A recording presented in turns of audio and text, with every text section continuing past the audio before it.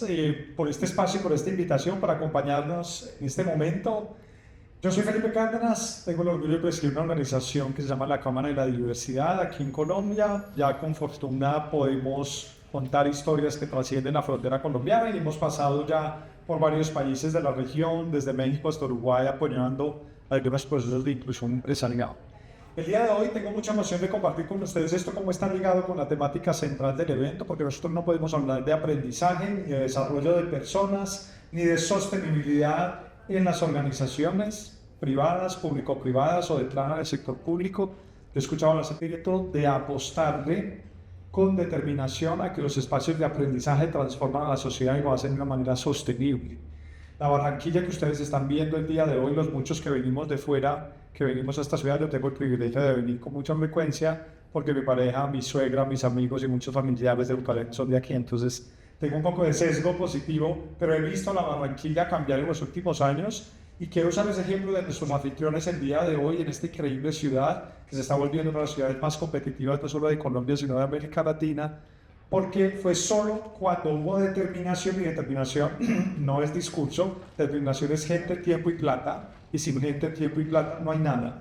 Entonces, con esas tres dinámicas, Barranquilla está testificando cómo las cosas sí pueden cambiar. Una ciudad donde había buen acento, pero muy poca gente era bilingüe, donde había cercanía al mar y al río, pero nadie miraba al río y nadie miraba al mar hacia afuera, hacia las fronteras, donde teníamos dos vecinos al lado que tenían puertos más exitosos de facturación, con más buques y más contenedores entrando todos los días. Y así un montón de factores donde la ciudad un día se casó y dijo no más. Vamos a quitar los arroyos, vamos a pavimentar las calles, vamos a fortalecer los colegios, vamos a tener hospitales decentes, vamos a empezar con cosas tan básicas como un baño limpio, con papel higiénico que ni siquiera existía en esta ciudad en muchos espacios públicos, vamos a dignificar la vida humana. Pero todo eso se ha hecho a través de espacios de aprendizaje. ¿Por qué les hablo de eso? Porque hoy la organización que yo tengo el orgullo de liderar tiene una historia que les quiere compartir, como desde lo que nosotros creemos que significa inclusión empresarial, entendemos que arriba la dueña del letrero es la sostenibilidad y que sin ese gran concepto de sostenibilidad ninguna estrategia de aprendizaje va a generar los efectos que queramos en el largo plazo.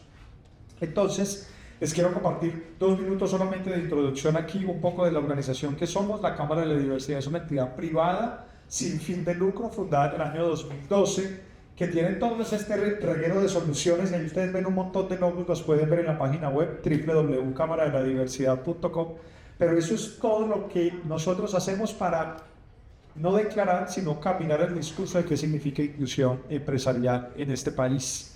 Algo interesante de la génesis de esta organización: nosotros empezamos en septiembre del 2012 con un proyecto que se gestó durante un año entero, desde septiembre del 11, en una Colombia muy distinta a la de hoy.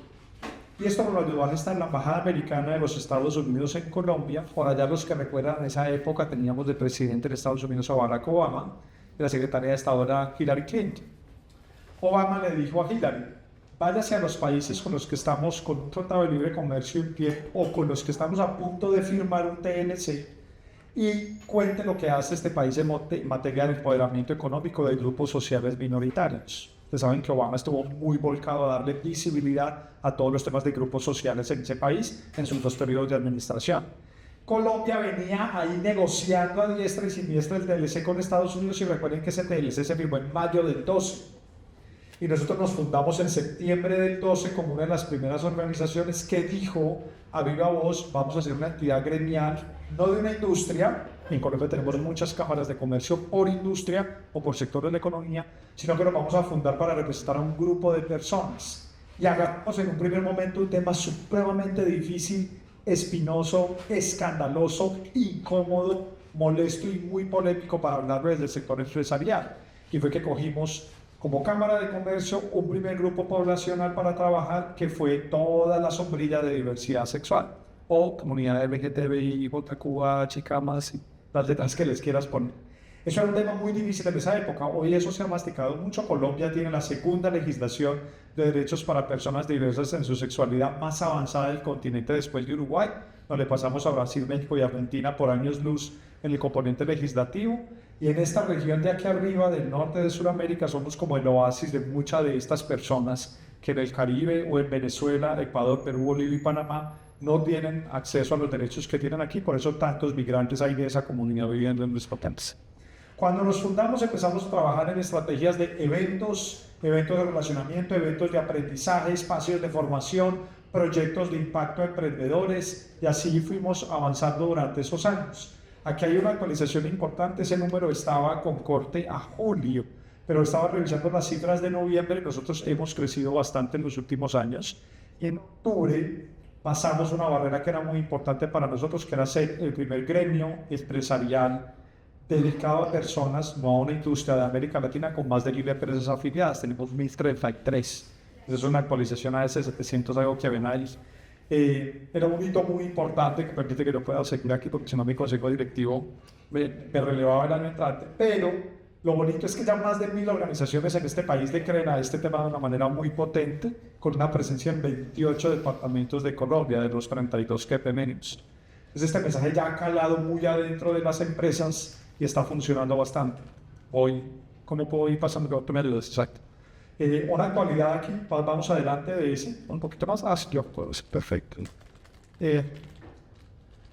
Y les quiero hablar cuando hablamos de nosotros que representamos, miren esta estadística que está pequeñita, pero se las quiero compartir porque es importante. Cuando uno habla de diversidad, equidad e inclusión, que eran términos con los que veníamos trabajando por muchos años hasta el año pasado, uno dice, bueno, a ver, en Colombia pues somos muchos de todos los colores, olores y sabores. Colombia es un país súper diverso, pluriétnico y pluricultural, pero cuando usted toma la foto de nuestra economía, la economía no es tan diversa. La economía todavía la hacemos muchos hombres blancos en nuestro país. Esto es un país de más mujeres, de mucha gente afro, de mucha gente con discapacidad, de mucha gente diversa en su sexualidad. En Colombia hay más migrantes que toda el área metropolitana de Barranquilla entera. Aquí hay más de 3 millones de venezolanos viviendo en Colombia. Va a haber más de 1 millón de chinos antes del 2030. Y así con un montón de gente, tenemos más de 2 millones de indígenas. Tenemos, de nuevo, el 52% de nuestra población, más de 27 millones de personas en este país son mujeres. Aún, lo interesante es que la economía colombiana se ve un poquito así, pero esto no es Colombia, esto es accidental en la naturaleza. Ese grupo de hombres blancos, heterosexuales, bogotanos, uniandinos que viven en Rosales, eso no es ni el 0.0001% de Colombia. Aún así, ahí está la mayor cantidad de CEOs concentrados de las empresas más importantes del país, son vecinos. Hay edificios donde hay 25 presidentes de empresas viviendo ahí. Vecinos, o sea, literalmente en el mismo edificio, se montan en el mismo ascensor. Y Colombia es súper distinto. Pero los que están por aquí no me dejarán mentir que yo vengo a Barranquilla, voy a Cartagena, voy a Santa Marta, que son las ciudades principales costeras de la región Caribe de Colombia, y yo cuando voy a un evento empresarial a la gente la veo muy parecida. Yo digo, ¿por qué Colombia es esta? ¿Eso es Dinamarca o qué? O sea, ¿por qué la gente es tan blanca? ¿Por qué la gente es tan elegante? ¿Por qué la gente se viste tan parecido? Compran en las mismas tiendas, van al mismo club, no salen de nuestros mismos restaurantes. Y yo a veces digo, esa otra Colombia tan real que mal llamamos los que estamos en el centro, como nos dicen aquí a los cachacos que estamos en Bogotá y que nos volvemos tan centralistas, mal llamamos Colombia profunda. No, no hay Colombia profunda, ni panda, ni profunda. Colombia es una sola. Lo que pasa es que se volvió común y cómodo hablar de la Colombia profunda cuando hablamos de una gente que es distinta a nosotros. Pero resulta que esa gente no es poquita, esa gente es todo este reguero de gente que ven aquí. Miremos cifras muy rápidas para ver decirles de quién les hablo. Este año pasamos 3 millones de migrantes viviendo aquí. Eso es media Bogotá. En Colombia tenemos casi 2 millones de indígenas. Hay más de 3 millones de personas diagnosticadas formalmente en el sistema de seguridad social de Colombia con discapacidad. Hoy con esta reforma laboral que tiene el país, que las empresas están en pánico porque no saben a dónde van a sacar la gente con discapacidad para cumplir la cuota que les exige la reforma laboral, pues hay más de 3 millones que el sistema de seguridad social diagnosticadas y acreditadas por EPS o SISBEN y la ARL también lo ratifica. Aún así, el desempleo de personas con discapacidad es del 67% en Colombia. El desempleo del país es del 8 puntual. Las personas en condición de discapacidad tienen 67% de desempleo en este país. Calcule la diferencia, es 8 veces más grande la tasa de desempleo que la media nacional. Con mujeres nos pasa algo muy particular, y es que las mujeres jóvenes, las mujeres menores de 35 años en Colombia, fueron más afectadas en la pandemia y su tasa de desempleo es casi el doble que la media nacional. Las mujeres, y sobre todo las mujeres de municipios o de ruralidad, sufren mucho porque no tienen un acceso a un ingreso seguro, estable a través de un contrato laboral. Por ende, se tienen que volcar mucho más actividades económicas independientes como ser emprendedores. Yo sigo insistiendo en este tema. La economía colombiana es muy blanca. Hay una mujer negra presidenta de una organización en el país. ¿Alguien sabe quién es? De Hewlett Packard. Sandra, la presidenta de Hewlett Packard, de HP. Una. Y en Colombia hay más de 5.000 empresas grandes y hay más de 500.000 empresas. Y hay una mujer presidenta de una organización. Una. Hombres negros que son presidentes de organizaciones hay un poquito más, pero no hay ni 100.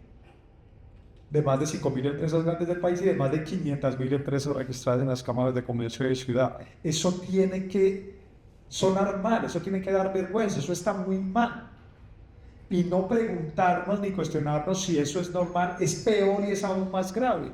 Yo un día decidí dejar de ser tan diplomático. Yo vivo en Manizales, allá nos enseñan excesivamente el tema de las buenas formas y del buen comportamiento. Nunca nos despeinamos, siempre nos vestimos bien, sabemos primero cómo se pone un tenedor antes de resolver una integral de cálculo. En fin, tiene unas formas muy particulares de ser como ciudad, pero una ciudad supremamente blanca y supremamente racista, muy segregadora. Nos creemos de Suecia, pero somos una ciudad sin aeropuerto todavía.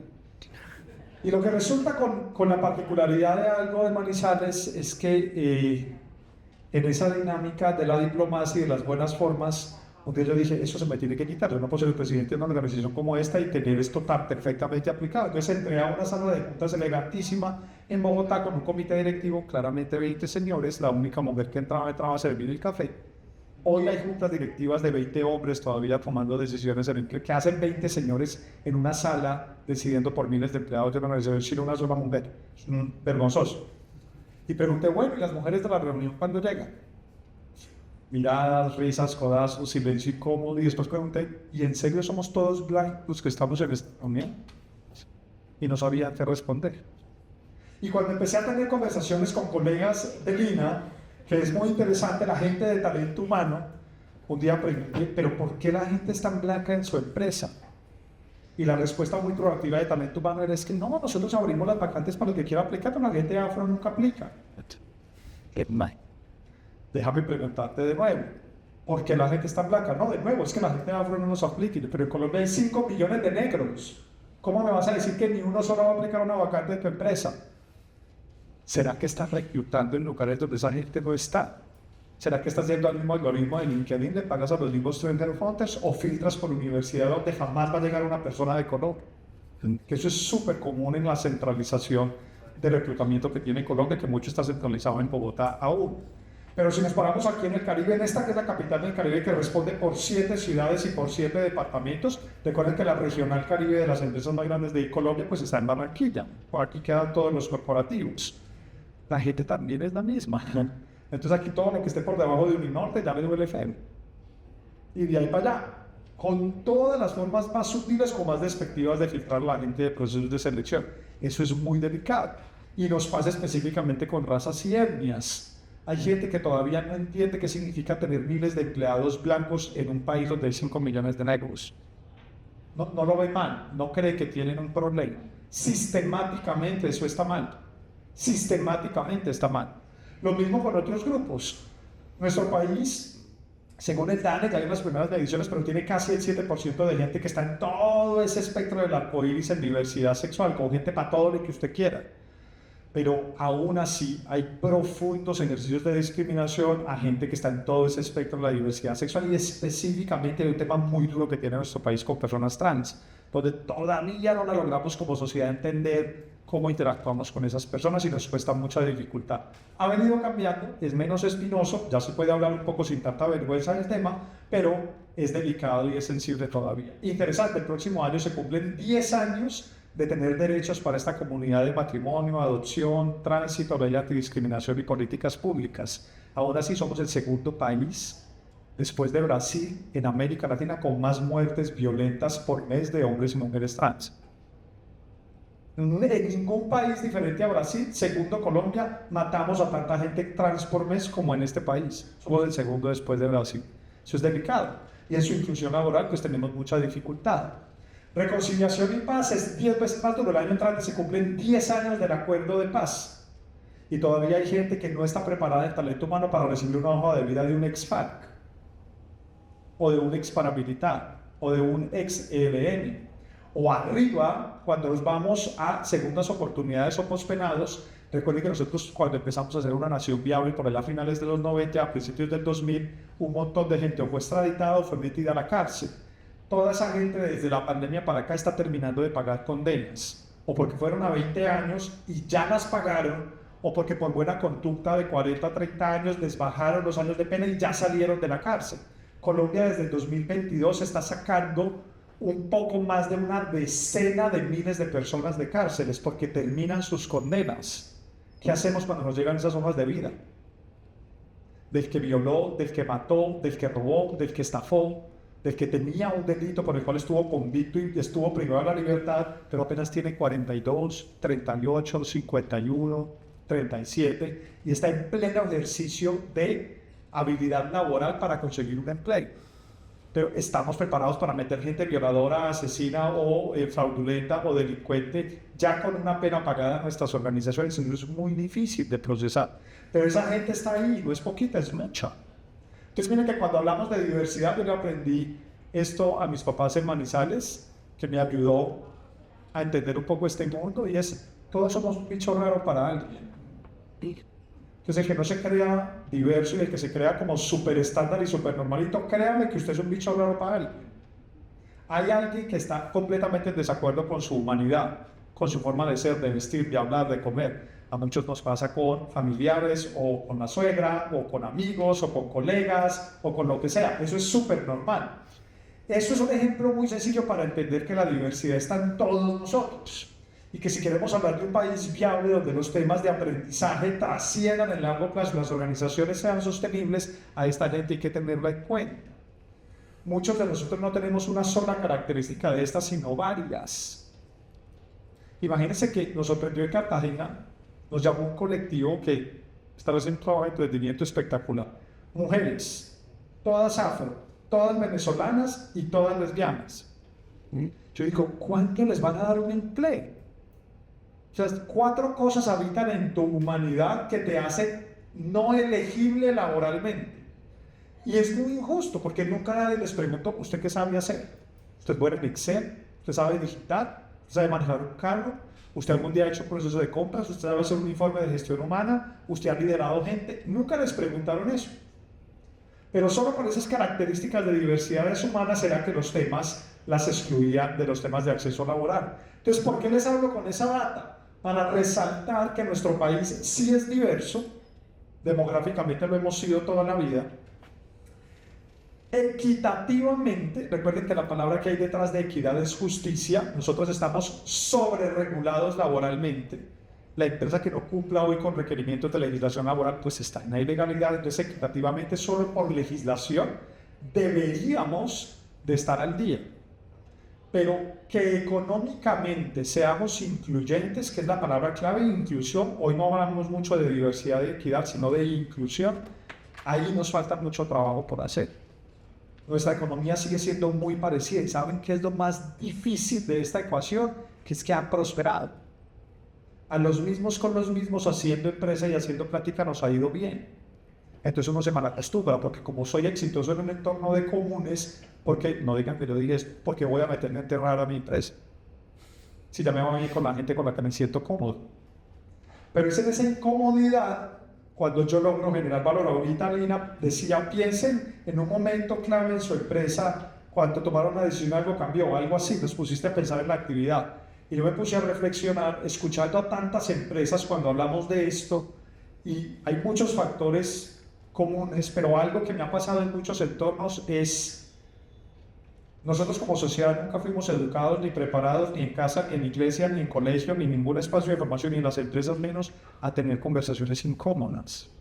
Somos muy torpes para tener conversaciones incómodas, nos da pena tener conversaciones incómodas. Pero aún como latinos y colombianos no sabemos decir que no, preferimos mentir antes que decir que no. Una gran mayoría de nuestra sociedad colombiana tiene esas características. Y por no tener conversaciones incómodas ni hacer preguntas incómodas, esta realidad es tan desigual y nuestra economía sigue tan segregada, tan centralizada, tan blanca y tan masculina. La invitación es cómo rompemos eso y lo empezamos a cambiar. Entonces, no sé si deja. Cuando una organización es realmente sostenible, no solo habla de su huella ambiental o de su gobierno corporativo, está diciendo, hay gente tan dura en comités directivos que le dice a la gente de talento humano que usted es un gasto, que en el PIG usted está parqueado en la empresa como un gasto, y usted no genera valor económico. Los de ventas generan valor económico, los de tecnología ahorran plata, los de logística y transporte primera y última milla resuelven el problema, pero talento humano es un gasto. Cuando en realidad es la columna vertebral de la organización y es lo que permite que el ADN de la organización suceda, porque gerencia la diferencia de las personas dentro de la organización. ¿Qué hemos encontrado aquí?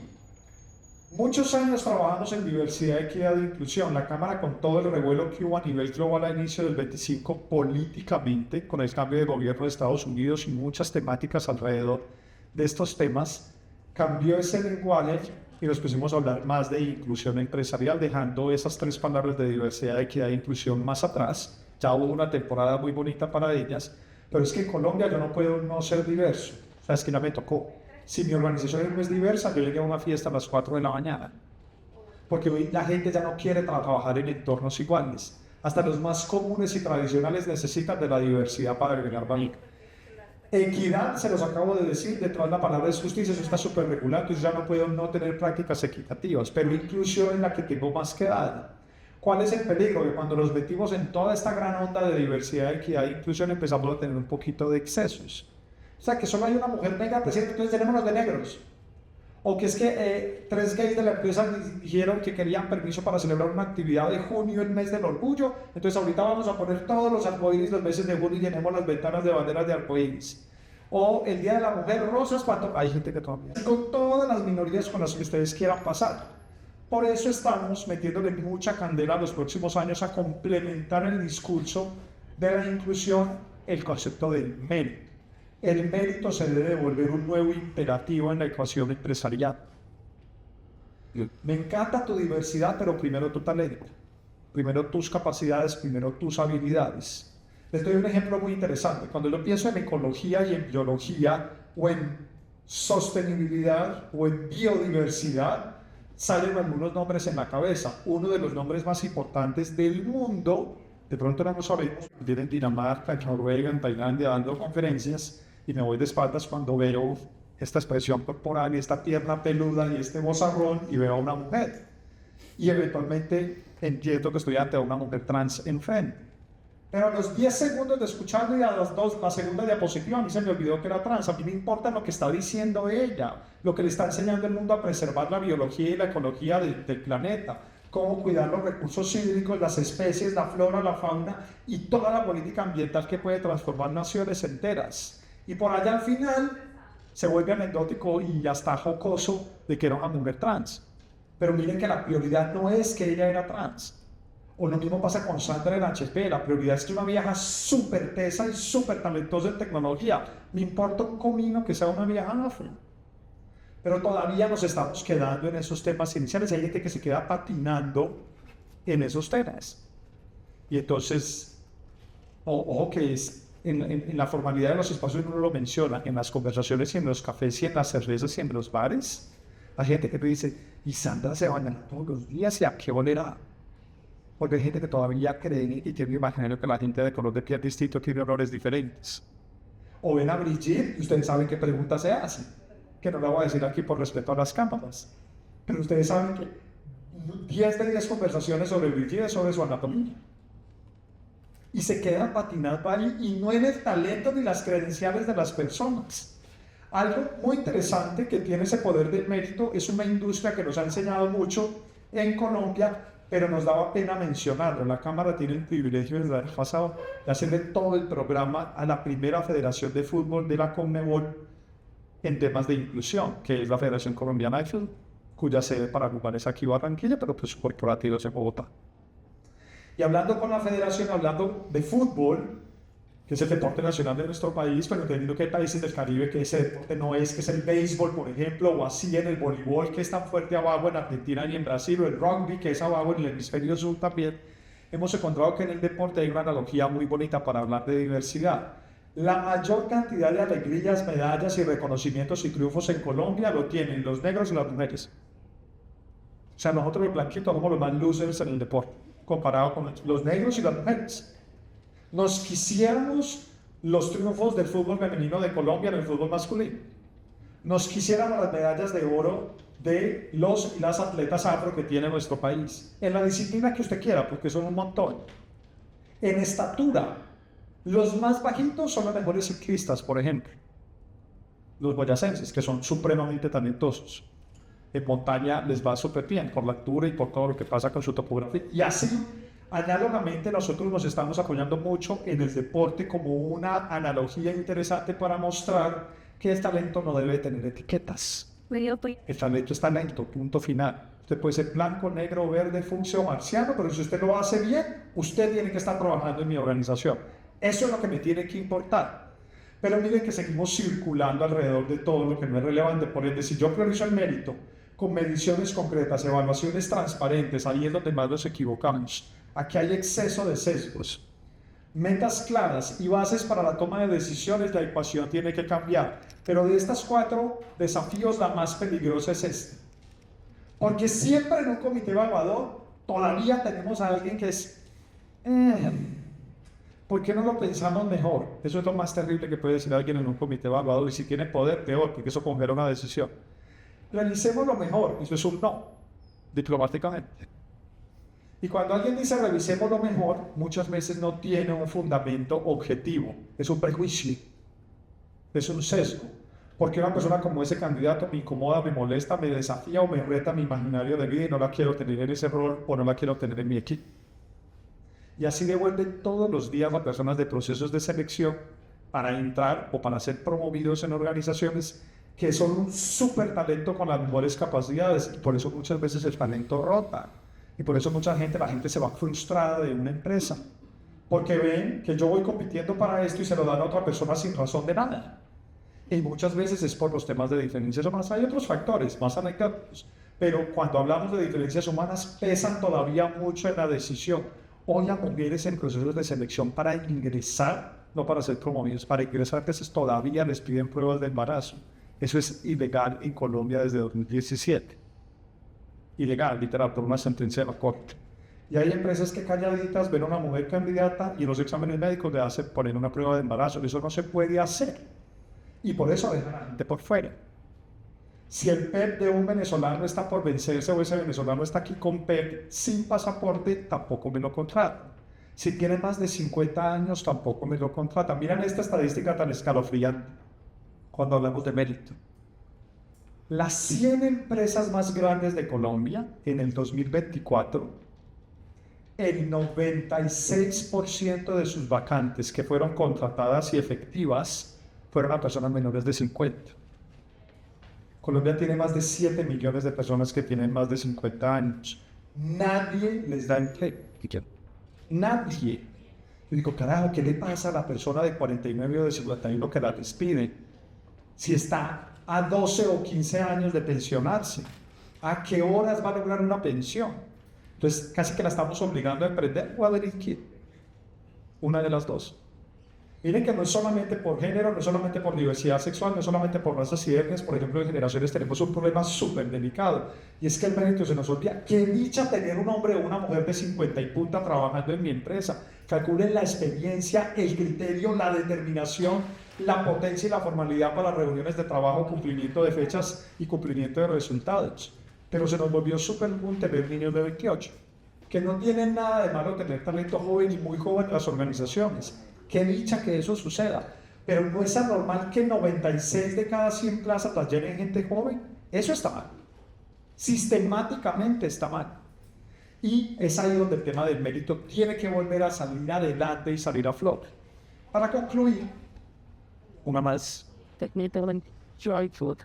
Acompañado del médico hay otro concepto que les queremos dejar el día de hoy, es el concepto de libre competencia. La gente tiene que tener la seguridad que independientemente de su diversidad compite en igualdad de condiciones que el resto de los otros candidatos o de las otras personas para los desafíos laborales a los que se enfrentan, como acceder a oportunidades, formarse, y esto es un tema que nos compete en la agenda del día de hoy. Hay mucha gente selecta para espacios de formación, pero hay un montón de gente que las empresas la dejan por fuera y no le explican por qué no la llevan a ese taller o no le dan ese diplomado, no le pagan esa maestría o no le dan esa beca. Hay algunas empresas muy organizadas que sí, mira, esto es más para seniors, o esto es para la gente técnica, o esto es para la gente que está en estas áreas. Pero muchas empresas no lo explican y a la gente en formación la dejan por fuera. Y uno se pregunta, ¿pero por qué están llevando de mi equipo, que somos 5 a 3 colegas míos, y a los otros 2 nos dejaron? ¿Será por presupuesto? ¿Será por ascenso? ¿Será por qué? También los temas de liderazgo están muy directamente ligados al concepto de libre competencia. Todas las personas, si tenemos capacidades de liderazgo desarrolladas, en algún momento tenemos que poder escalar al liderazgo técnico. Pero en eso también hay sesgo y discriminación. Hay gente que con las capacidades no es considerada para posiciones de liderazgo, teniendo cómo ejercerlas. Porque de nuevo las diferencias humanas hay veces ganan en la conversación. Si mérito y libre competencia se vuelven imperativos de la forma de hacer economía en las organizaciones, no solamente llenarnos de gente diversa nos va a ayudar, sino que esto va a garantizar que el tema no se vuelva a excesos ni que se nos desvíe para donde se nos tenga que desviar y genere el valor que tiene que agregar. Unas tendencias muy rápidas para resumir en qué va el tema de organizaciones que están comprometidas con los temas de sostenibilidad en 2026. Tiene mucho que ver con la agenda de este evento. Lo primero, organización que no considere que el aprendizaje dejó de ser lineal hace muchos años y que hace mucho tiempo, no ahora ni por inteligencia artificial, hace mucho tiempo, que es fluido, es decir, no es sistémico, no es lineal, no es perfecto, sino que sube y baja y que requiere de un montón de complementos a la parte técnica, está perdiendo competitividad. El aprendizaje fluido es clave en la forma de garantizar el desarrollo del talento y en la sostenibilidad de las organizaciones. Segundo, yo cómo tengo la capacidad de adaptar las habilidades a los entornos a los que estoy respondiendo. Nosotros vivimos en un país muy cambiante, estamos en un momento muy complejo. El año entrante tenemos 3 elecciones, un mundial de fútbol, 10 años del acuerdo de paz y adicional a eso una ley de garantías que bloqueó la contratación pública por 6 meses. Aunque va a ser un año próspero y todos estamos pronosticando que en los indicadores económicos vamos a estar bien, la ecuación es muy compleja por todo lo que va a pasar el año entrante como país. Si yo no tengo la capacidad de adaptarme y no logro garantizar que lo que sé y lo que voy aprendiendo se adapta muy rápidamente al cambio, la plaza laboral que yo tengo la puedo perder. Porque las organizaciones van a exigir esa velocidad. Y no es solo Colombia, el barrio entero está bien efervescente, por allá desde Tijuana hasta Ushuaia, desde México hasta Uruguay, hasta la Patagonia. Estamos en un momento muy particular de región, políticamente, socialmente, económicamente. Estados Unidos haciéndonos ruido todos los días, un montón de dinámicas muy complejas. Esto se volvió muchísimo más necesario en las organizaciones en este tiempo actual y el año entrante. Ligado a eso que les estoy diciendo, nos tenemos que educar para liderar bajo los signos de interrogación. Los líderes teníamos certezas. A mí me decían, la inflación va a ser de tanto, el desempleo va a quedar en tanto, la tasa de cambio va a ser en tanto. ¿Quién cuando el dólar estaba a 5.100 creyó que en 14 meses iba a caer a 3.700? Nadie. Las empresas de aquí de la 40 que exportan, vaya y pregunten Tecnoglass, el monstruo de empresa que hay aquí en Barranquilla que exporta todas sus ventanas, casi siempre a América del Norte. ¿Cómo puede estar sufriendo hoy el área financiera de esa empresa viendo qué hace con tasas de cambio y precios de transferencia? Eso es muy difícil. Entonces hay que educar a los líderes a liderar en medio de una carretera que no está trazada.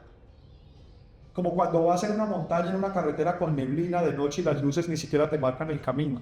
Tú bajas la velocidad, en algún momento te toca parar, bajarte del carro, esperar a que la neblina suba o que cambien las horas o que amanezca. Cualquier tipo de toma de decisiones sobre liderar bajo la incertidumbre es clave para la temporada en la que estamos y para lo que viene el año entrante. Ojo que este país puede tener un cambio de rumbo muy brusco y muy drástico en mayo, junio y agosto, primera vuelta, segunda vuelta y posesión del nuevo gobierno, o una continuidad que vislumbre unos nuevos años de lo que significa repetir por primera vez repetir o un segundo gobierno consecutivo de toda la política que hemos visto de este gobierno actual que ya va a terminar en Colombia. Independientemente de en qué orilla estemos personalmente u organizacionalmente, y vamos a la incertidumbre es trascendental para el momento que estamos viviendo. Nadie la va a tener clara el año entrante. ¿Cómo manejamos y hacemos plata y hacemos economía y generamos empleo y pagamos impuestos con tantos signos de interrogación? Y este tema sí que gana valor. Las organizaciones van a ser exigidas por su propio personal en ser más diversas y priorizar los temas de seguridad psicológica, que es un concepto un poquito más elevado de salud mental. Hablamos ya unos 4 años, 5 años de salud mental porque nos tostamos en la pandemia. Pero ya habiendo masticado 21, 22, 23, 24 y 25 salud mental, arriba hay un concepto más delicado que se llama seguridad psicológica. Y es yo cómo garantizo que la gente tiene la estabilidad necesaria y las garantías. Una cosa era que me pagaran la terapia con el psicólogo en la EPS o en la empresa. Las garantías necesarias en mi entorno laboral para yo poder dar al máximo de mi productividad. Eso es muy desafiante. Ese concepto de seguridad psicológica, préstenle cuidado que es una tendencia de la evolución de salud mental que se está planteando para los próximos años y es mucho más exigente con las organizaciones. Hoy una organización que no tenga espacios para la salud mental ya está por fuera del juego. Se ve vieja, se ve poco competitivo. Más arriba del 26 en adelante esa exigencia se volvió mayor. Y la exigencia es cómo usted me da seguridad psicológica como empresa. No es que me pague una terapia con un psicólogo. Es como las presiones organizacionales de los jefes, los clientes y los proveedores no me revienten mi estabilidad emocional. Eso es seguridad psicológica y es más elevado que salud mental, para que le presten atención también a la entrante. Y miren lo potente, todo esto está ligado con aprendizaje. Todo esto está ligado con el trabajo que ustedes en esta comunidad bonita que tienen, pues están haciendo. Lo que nos hace sostenible a las organizaciones es que la gente sienta que puede crecer, pueden ser ellos mismos, construir el cambio junto con otros. Cuando esto ocurre, el desarrollo humano se convierte en la forma cotidiana de hacer futuro. Es una frase muy potente, pero si usted la desagrega con todo lo que hemos explicado en estos minutos, va a encontrar el trasfondo que hay en ella para garantizar que nuestras organizaciones no solamente se abren al cambio, no solamente son más diversas y más equitativas, sino que garantizan que sus entornos son tan influyentes, que son unos espacios seguros donde el desarrollo humano se da todos los días. En paralelo estamos haciendo dinero. Es que las dos cosas no tienen que pelear. Agregar valor económico no puede ser ajeno a agregar valor social. Yo puedo desarrollar mucho el talento y tener a la gente muy contenta con un modelo como el que Lina nos presentó ahorita, por ejemplo, en paralelo hago plata. Las dos cosas no tienen que conflictuar. Hay veces es que creemos que si hago mucho de esta, se me va a bajar esta y las tengo que balancear. Ambas tienen que ir de la mano. Eso es básicamente el contenido que quería presentarles el día de hoy. Invitarles a que si no nos conocen, sigan a la Cámara de la Diversidad, @CAMDiversidad en todas las redes sociales. Sigan también a nuestra directora de Pedagogía y Academia, que es Joana Alfonso, que es la que nos conectó muy espontáneamente, pero con mucha expectativa también con esta comunidad de estos líderes de aprendizaje de la región. Y reiteramos a su disposición para lo que podamos agregar el valor. Muchas gracias.